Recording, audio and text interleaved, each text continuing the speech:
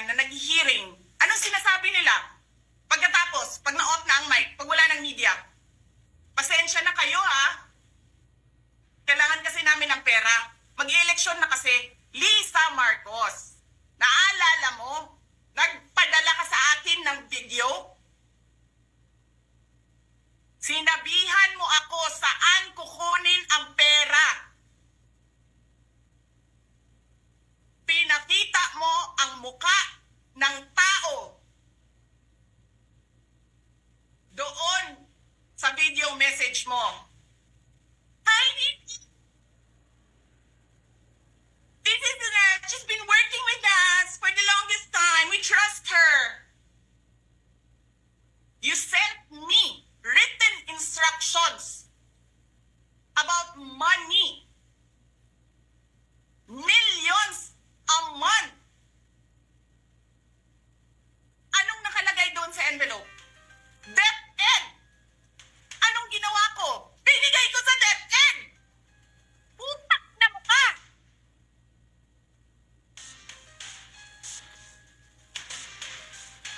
Wala ka ngang posisyon sa gobyerno. Namimigay ka ng pera ng gobyerno eh.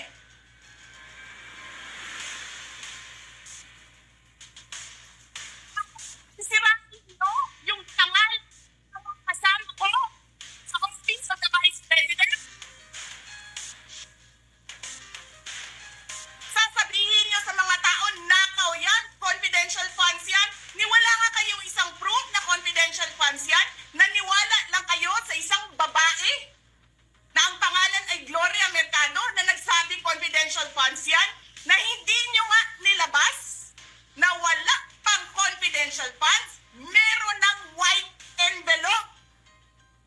Kasi 2022 pa lang, tangina mo ka,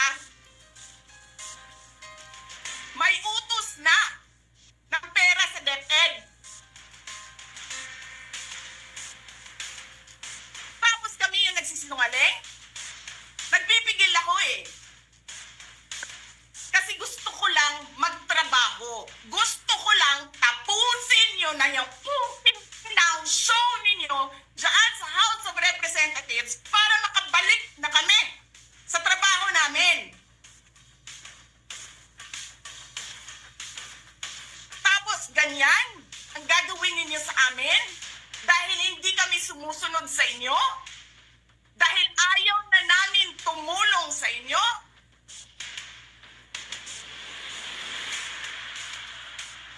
Ganito gagawin ninyo?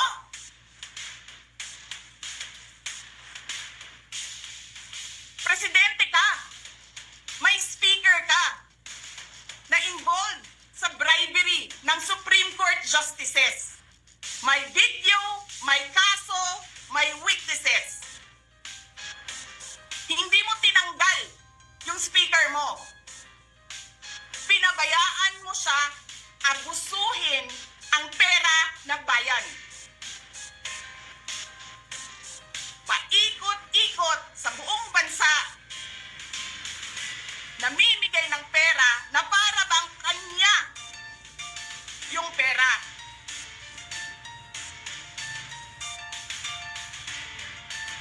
Eh di ba nga, lagi niyo sinasabi separation of powers? Anong trabaho ng legislative branch? Gumawa ng batas. Anong ginagawa ni Martin Romualdez? Nagdidirect ng DSWD, namimigay ng ayuda,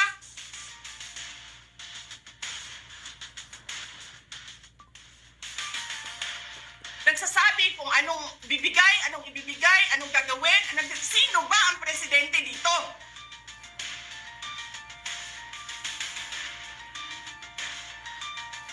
Alam nyo, alam namin, mali ang ginagawa ninyo.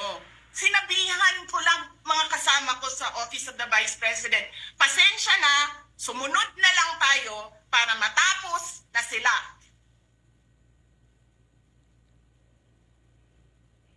Tapos ganito ang gagawin ninyo?